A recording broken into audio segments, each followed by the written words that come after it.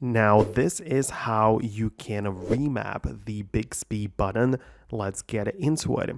So there are more ways how you might want to approach this problem depending on what's going on. So at first, you can open up the settings and go to the advanced, go to the apps section.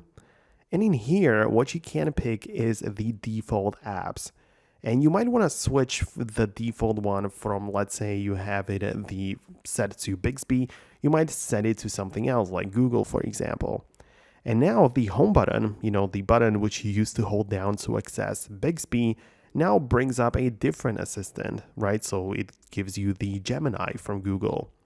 You can also keep it at a none, which would work as well, or just leave it at Bixby. And that's how you can technically remap the virtual home button.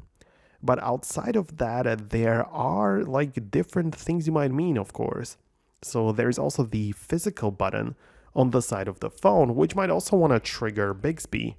So for that, click on Advanced Settings and select the side button. And you can choose what happens when you press and hold down on it. And by default, it's likely going to be to wake Bixby, but you can switch it to the power off menu.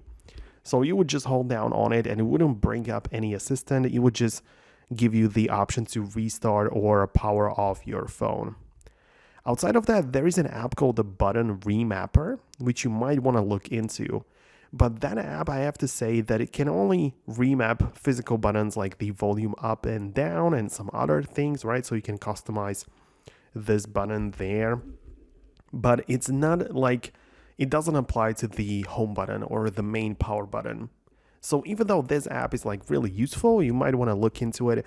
It doesn't really do what you probably expected. So let me know below in the comments if you have any thoughts. Subscribe and hit the thumbs up, and I'll see you later.